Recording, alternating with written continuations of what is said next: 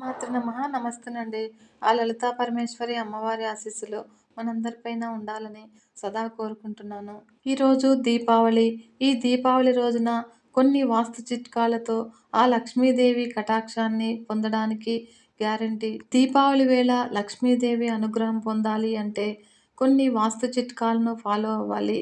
ముఖ్యంగా మీ ఇంటిలోని కొన్ని ప్రదేశాలను శుభ్రంగా ఉంచుకోవడం వల్ల లక్ష్మీదేవి ప్రసన్నం చేసుకోవచ్చునని వాస్తుశాస్త్ర నిపుణులు చెబుతున్నారు.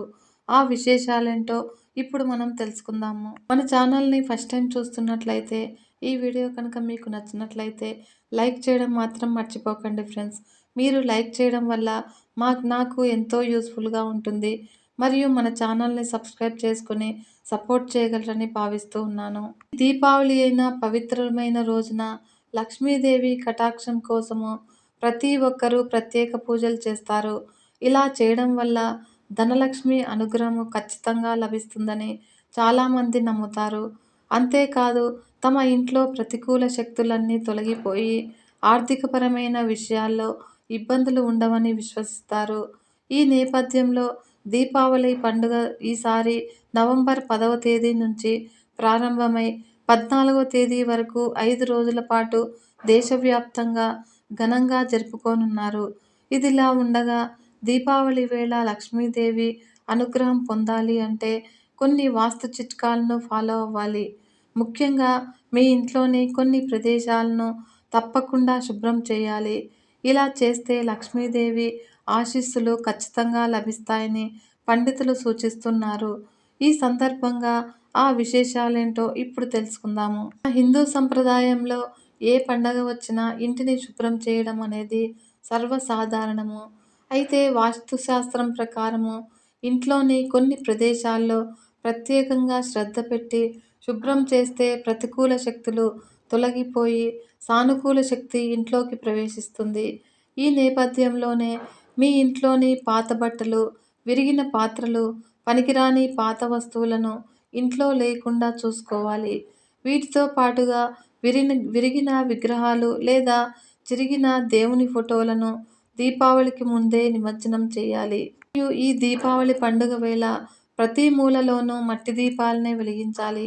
ఇలా చేయడం వల్ల ప్రతికూల శక్తులు తొలగిపోయి మట్టి దీపాల్లో నువ్వుల నూనె లేదా నెయ్యితో దీపాలను వెలిగిస్తే శుభ ఫలితాలు వస్తాయి. మీ ఇంట్లో దీపాలు రాత్రంతా వెలుగుతూ ఉండేలా చూసుకోవాలి. దీపాల సంఖ్య 11, 21, 31, 41 ఉండేలా చూసుకునేవాలని పండితులు సూచిస్తూ ఉన్నారు. వాస్తుశాస్త్రం ప్రకారము దీపావళి ధనత్రయోదశికి ముందు మీ ఇంట్లోని ఈశాన్య దిశ అత్యంత ముఖ్యమైన ప్రదేశంగా పరిగణించబడుతుంది. దీన్ని దేవతల ప్రత్యేక ప్రదేశంగా పరిగణిస్తూ ఉంటారు. కాబట్టి ఈ మూలను ఖచ్చితంగా శుభ్రం చేయాలి. పూజా గదిని శుభ్రం చేసిన తర్వాత ఒక గిన్నెలో నీటిని తీసుకొని అందులో కొంచెం ఉప్పు కలిపి ఇల్లంతా చల్లాలి. ఆ ఉప్పు మీ ఇంట్లోని ప్రతికూల శక్తిని గ్రహించి తొలగిస్తుంది. మరియు ఈశాన్య దిశలో పూజ చేయడానికి వీలు లేని వారు ఆగ్నేయ దిశలో కూడా ఈ దీపావళి పూజ చేసుకోవచ్చును. పూజా గదిని ఎరుపు, ఆకుపచ్చ, నారింజ, పసుపు రంగులతో అలంకరించవచ్చును. ఈ ప్రార్థనా స్థలంలో స్వస్తిక్ రంగోలీని వేయడం ద్వారా శుభప్రదంగా పరిగణించబడుతుంది. సనాతన ధర్మంలో దేవతలను పూజించడం వల్ల ఎలా ప్రసన్నం అవుతారోనని పలు రకాల మార్గాలను వివరించారు. ఈ నియమాల ప్రకారము భక్తులు దేవుళ్లను పూజిస్తే వారు కోరుకున్న కోరికలు నెరవేరుతాయని శాస్త్రం చెబుతుంది. వారంలోని 7 రోజులలో ఒక్కో రోజు ఒక్కో దేవతని పూజిస్తూ ఉంటాము. ముఖ్యంగా శుక్రవారము లక్ష్మీదేవిని పూజించడం ద్వారా ఈ దీపావళి రోజున లక్ష్మీదేవిని ఆరాధించడము ఆనవాయితీ.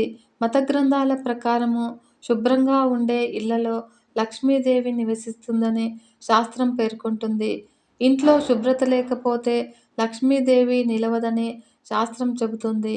అయితే లక్ష్మీదేవిని ప్రసన్నం చేసుకోవడానికి పలు రకాల మార్గాలను ఉపయోగించాలని మన జ్యోతిష్యులు చెబుతూ ఉన్నారు. ఈ నియమాలు పాటించడం వల్ల ఇంట్లో ఆర్థికపరమైన సమస్యలు దూరం అవుతాయని వివరిస్తూ ఉంటారు. లక్ష్మీదేవి అనుగ్రహం కోసము మనము కమలం పూలు లక్ష్మీదేవికి చాలా ఇష్టమైన పువ్వులుగా శాస్త్రం భావిస్తుంది. పూజ సమయంలో కమలం పూలను సమర్పించాలని నిపుణులు చెబుతున్నారు. మరియు లక్ష్మీదేవికి ఎరుపు, గులాబీ, పసుపు రంగుల పట్టు వస్త్రాలను ఇష్టపడుతుంది. కావున ప్రతి శుక్రవారము ఈ కలర్ దుస్తులను ధరించాలని చెబుతున్నారు. మరియు అంతేకాకుండా పండ్లలో రేగు, దానిమ్మ, బత్తాయి పండ్లను లక్ష్మీదేవికి ఇష్టపడుతుంది. కావున శుక్రవారం రోజు పూజా సమయంలో దేవికి సమర్పించాలి. మరియు లక్ష్మీదేవికి పూజలో గంధము, గులాబీల సువాసనలతో కలిగిన అగరవత్తులను వినియోగించాలి. ధాన్యం విషయానికొస్తే శుక్రవారము బియ్యాన్ని ధాన్యంగా ఇవ్వాలి. ఇలా చేయడం వల్ల అనేక శుభాలు జరుగుతాయి. మరియు శ్రీ మహాలక్ష్మికి ఇంట్లో తయారు చేసిన కుంకుమ పువ్వు మిఠాయిలు లేదా హల్వాను పూజలో నైవేద్యంగా సమర్పించాలి. మరియు ఆమెకు ఆవు నెయ్యి, వేరుశనగ నూనె లేదా నూనెతో కూడిన దీపాన్ని లక్ష్మీదేవి ముందు వెలిగించాలి. లక్ష్మీదేవి బంగారు లోహంతో చేసిన ఆభరణాలు, రత్నాలు అంటే చాలా ఇష్టము. కావున పూజా సమయంలో వీటిని ధరించి పూజ చేయాలి. అంతేకాకుండా లక్ష్మీదేవికి చెరుకు, ఆలగడ్డ, నిలువెత్తు పసుపు, బిల్వపత్రము, భోజపాత్ర, పంచామృతము, గంగాజలము లక్ష్మీదేవికి చాలా ప్రీతికరమైనవి. మనము చిన్నప్పటి నుంచి చూస్తూనే ఉంటాము. లక్ష్మీదేవికి అనగానే తామర పువ్వులో కూర్చుని పక్కన 2 ఏనుగులు అమ్మవారి చేతిలో నుంచి డబ్బులు కింద పడుతూ ఉన్నట్లు ఉంటుంది. అలాంటి ఫోటో మనం చూస్తూ ఉంటాము. అయితే ఎప్పుడైనా లక్ష్మీదేవి తామర పువ్వులోనే ఎందుకు కొలువై ఉంటుంది అని అనుమానం కలిగిందా? అసలు లక్ష్మీదేవి తామర పువ్వు పైన కూర్చోవడానికి గల కారణం ఏమిటి? దాని వెనుక ఉన్న అర్థము, పరమార్థం ఏమిటో చాలామందికి తెలియదు. అయితే లక్ష్మీదేవి ఆ విధంగా ఆసీనురాలు కావటానికి గల కారణం ఏమిటో ఇప్పుడు మనం తెలుసుకుందాము. తామర పువ్వును చూడగానే అలజడితో ఉన్న మనస్సు కూడా ఎంతో ప్రశాంతంగా ఉంటుంది. తామర పువ్వు స్వచ్ఛతకు ప్రతీక. నిజానికి తామర పువ్వు బురద నుంచి పుడుతుంది. ఆ విధంగా బురద నుంచి పుట్టినప్పటికీ తామర పువ్వుకు ఎలాంటి బురద అంటకుండా స్వచ్ఛంగా బయటకు వస్తుంది. అదేవిధంగా మన జీవితంలో కూడా ఇతరుల గురించి పట్టించుకోకుండా సొంతంగా స్వచ్ఛమైన మనసుతో ఎదగాలని తామర పువ్వు మనకు సూచిస్తుంది. ఈ తామర పువ్వు కొలనులో లేదా సరస్సులో పుడుతుంది. సరస్సులో ఉన్నటువంటి ఈ తామర పువ్వుకు నిలకడ ఉండదు. నీటి ప్రవాహం వచ్చినప్పుడల్లా అటు ఇటు కదులుతూ ఊగుతూ ఉంటుంది. అలాంటి తామర పువ్వుపై కూర్చుని మనకు దర్శనమిస్తున్న శ్రీ మహాలక్ష్మి దేవి కూడా తను ఒకచోట స్థిరంగా ఉండనని, తాను నిలకడగా లేనిదానినని చెప్పడం కోసమే ఆ శ్రీ మహాలక్ష్మీదేవి తామర పువ్వుపై కొలువై ఉంటారు. అలానే మన ఇంట్లో డబ్బులు కూడా ఎప్పుడూ నిలకడగా ఉండదు. కొన్నిసార్లు ఎటువంటి సమస్యలు లేకుండా ఉంటే, మరికొన్నిసార్లు ఎన్నో ఆర్థిక ఇబ్బందులతో సతమతమవుతూ ఉంటాము. ఈ విషయాన్ని లక్ష్మీదేవి తామర పువ్వుపై కూర్చొని ఉన్న మనకు తెలియజేస్తుందని ఆధ్యాత్మిక పండితులు చెప్తున్నారు. మన భారతీయ సంస్కృతి సంప్రదాయాల్లో దీపానికి చాలా ప్రత్యేకమైన విశేషం ఉంది. దీపము పరబ్రహ్మ స్వరూపమని, దీపము పరమాత్మకు ప్రతిరూపము. దీపము మన సంస్కృతిలో విడదీయరాని భాగము.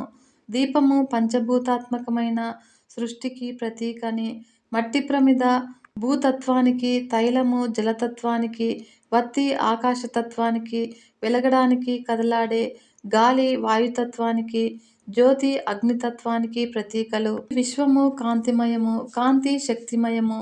దైవాన్ని ప్రశాంతంగా, ప్రకాశాన్ని దైవంగా ఆరాధించే సంప్రదాయంను ఋషులు అనుష్ఠించి అందించారు.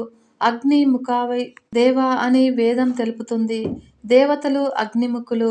వారికి మనకి అనుసంధానం చేసే మాధ్యమము ఈ అగ్ని. అగ్నిదూతకే అగ్నిహోత్రాన్ని ఆరాధించే యజ్ఞ విజ్ఞానాన్ని ఋషులు ఆవిష్కరించారు.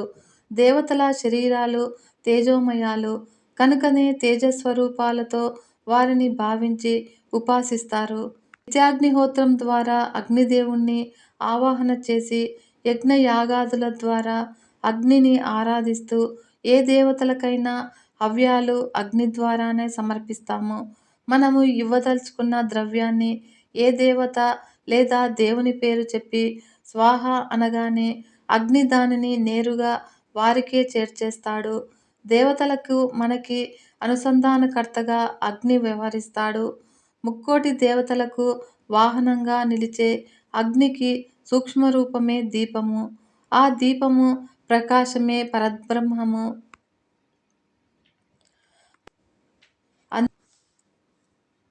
భక్తిని క్రియారూపంగా ప్రకటించే విధానమే పూజ. మనస్సులో భగవంతుణ్ణి నింపుకొని నామాలను వాగ్రూపంగా ఉచ్చరిస్తూ కర్మణ పూజను ఆచరించడం జరుగుతుంది. ఇలా త్రికరణ శుద్ధిగా జరిగేది పూజ.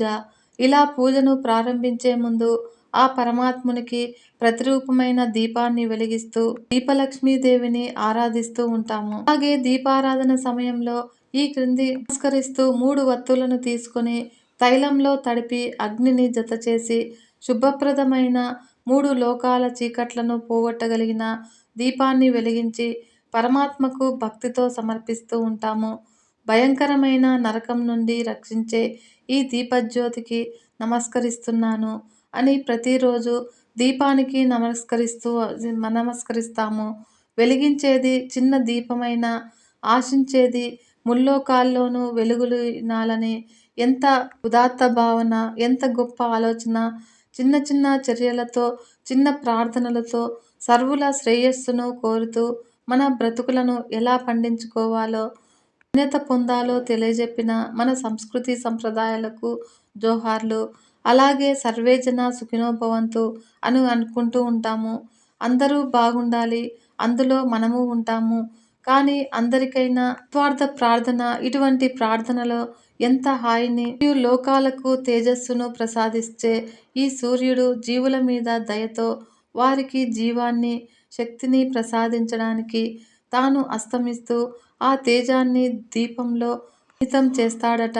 అందుకే సూర్యుని అస్తమయంకు కాస్త ముందుగానే ఇంట్లో సంధ్యాదీపం పెట్టే సంప్రదాయాన్ని పెద్దలు ఏర్పరిచారు. దేవతలు దీపంలోనే నిక్షిప్తమై ఉంటారన్నది శాస్త్రవచనము.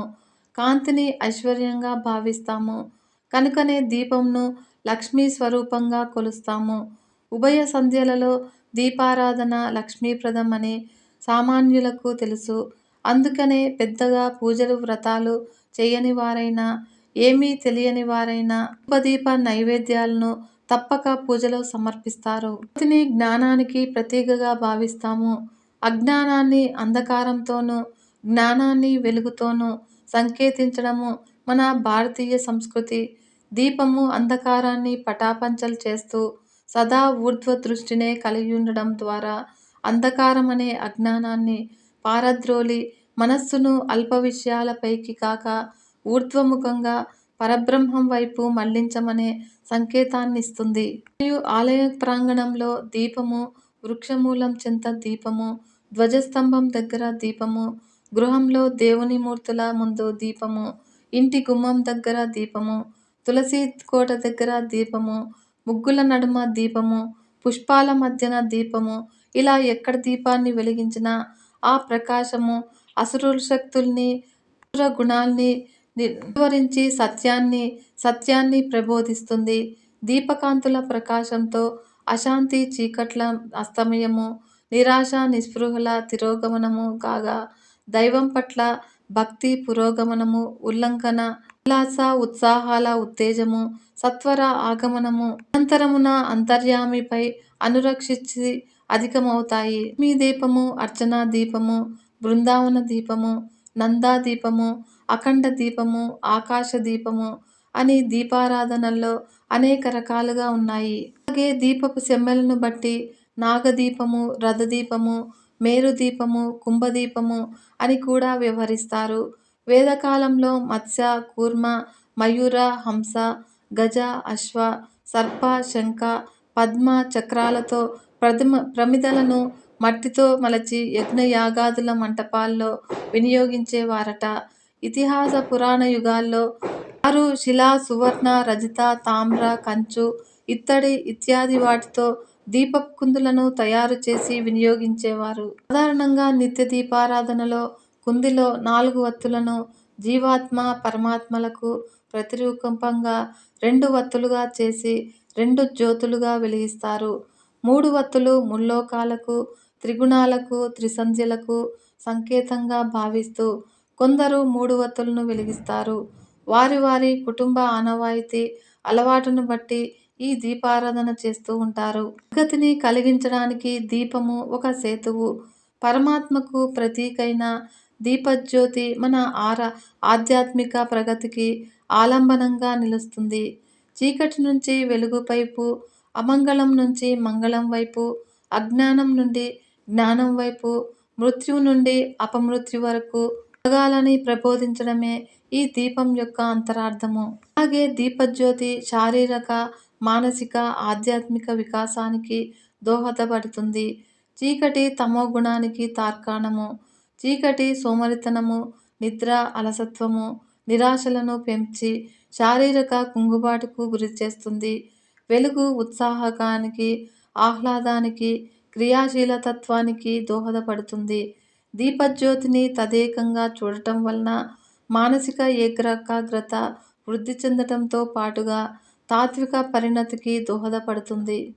ఈ దీపము హృదయ కుహరంలోని ఆత్మజ్యోతిని దర్శించాలన్న ధార్మిక విజ్ఞానము ఈ దీపారాధనలో ఉంటుంది. దీపం యొక్క విశిష్టత తెలుసుకొని ధ్యానిస్తే తత్వదృష్టి మరింత విస్తరిల్లి అంతర్ముఖమైన ఆత్మజ్యోతిని దర్శించుకోవచ్చునని అనుభవజ్ఞుల మాట.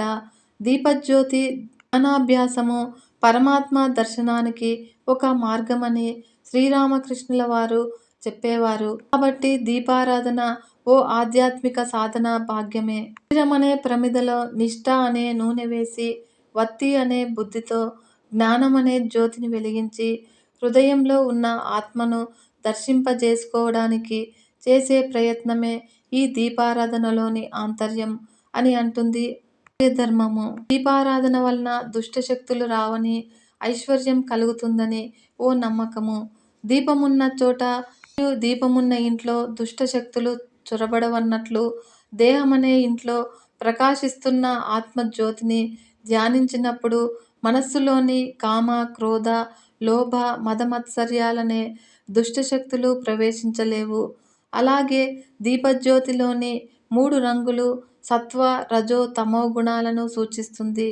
ఈ గుణాలను అధిగమించినప్పుడు ఆ ఆత్మజ్యోతిలో ప్రతిష్ఠితమై ఉన్న పరమాత్మ దర్శనము అవుతుందని మహర్షుల మాట. ఘృతం లేదా తైలము, ప్రమిద, ఒత్తి వీటితో ఒక చిన్న వెలుగు మొలక దీపము. ప్రమిదలలోని గోఘృతం లేదా తైలము అజ్ఞానమైతే అహము. వత్తి అజ్ఞానాంధకారాన్ని జ్ఞానజ్యోతితో తొలగించుకొని మానవత్వపు దీపకాంతులని పంచిపెట్టడమే దీపకళిక తత్వము. చిన్న దీపంలో ఎంత అద్భుతమైన ఆవిష్కరణ! నిత్య దీపం వెలిగించడము అలవాటైపోవడం వలన గుర్తించలేకపోతున్నాం కానీ దానికున్న విశిష్టత ఎనలేనిది. ఈ అద్భుతమైన అంతరార్థాన్ని, మన సంప్రదాయ ఔచిత్యాన్ని గ్రహించి దీపారాధనను వివిధ రీతుల్లో సుమాల సోయగాలతో అందంగా అలంకరించి ఆనందంగా అంతర్యామితో అనుసంధానం అవుతూ ఆధ్యాత్మికంగా ఎదుగుతున్న చక్కటి సాధకులు వనజ తాతినేని గారు. ఆమె అభిరుచి అభినందనీయము. ఆమె అభిమతము ఆచరణీయము. ఆమెకేదే మా అభివందనము. ఇంతటి మహత్తర శక్తి ఉన్న దీపానికి మొక్కకుండా ఉంటామా? అందుకే ఈ దీపావళి రోజున దీపాన్ని వెలిగించి చెడుపై మంచి సాధించిన విజయాన్నే ఈ దీపావళిగా జరుపుకుంటూ ఉంటారు. సర్వే జనా సుఖినో భవంతు. లోకా సమస్త సన్మంగళాని భవంతు. నమస్తే.